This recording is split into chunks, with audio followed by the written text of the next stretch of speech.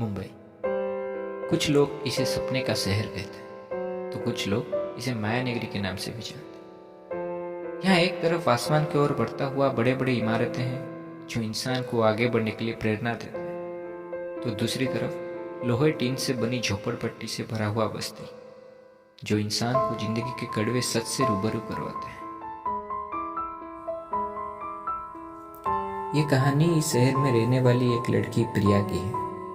प्रिया उन बड़े इमारतों में नहीं बल्कि उनके पीछे वाले झोपड़पट्टियों में रहती थी। झोपड़पट्टी में रहती थी यानी उसको अपनी रोज की जरूरतों के लिए मेहनत मशक्कत करनी पड़ती थी। वो उन बड़े घरों में नौकरानी का काम करती थी। अपने हर सपने को दबा के बड़े मुश्किल से अपने भाई को स्कूल के बाद अच्छे कॉलेज में दाखिला दी। अब घर में वो सिर्फ अकेली थी।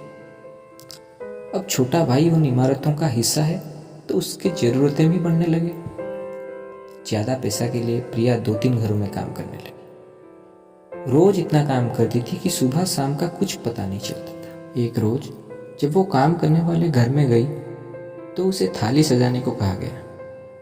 फिर थाली में परोसे गए बड़े बड़े लजीज मिठाइयाँ और सोन पापड़ी और उसके साथ चमकता हुआ छोटा भीम वाला 2-3 राखी।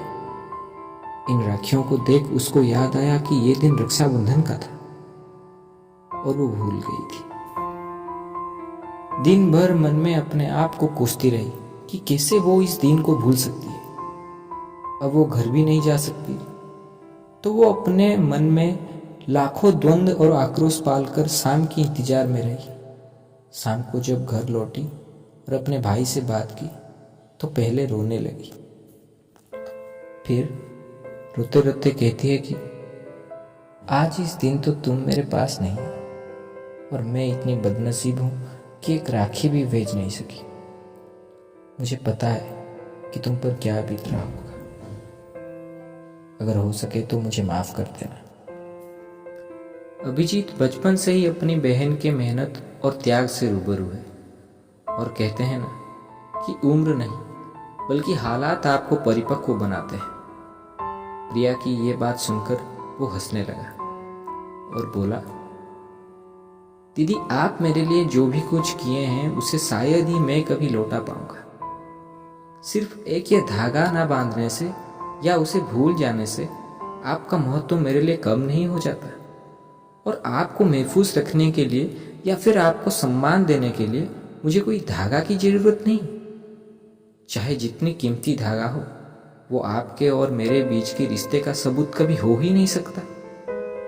अब दुखी मत हो, मैं मन लगा के पढ़ रहा हूँ और मुझे स्कॉलरशिप भी मिली है। जब छुट्टी में लौटूंगा तो आपको मैं अपने पैसे से गोलगप्पे खिलाने ले जाऊं। अपना ध्यान रखना और खुश रहना। यह कह के प्रिया फोन काटी और हर बार की तरह फोन काटते वक्त अपने आंखों से आंसू पोंछे। लेकिन इस बार ये आंसू गम के नहीं बल्कि एक अलग एहसास के थे। बहुत मेहनत के बाद जब एक कलाकार अपने किए हुए छवि को निहारता है तब उसे जो खुशी मिलती है ये एहसास शायद उसी तरह का था।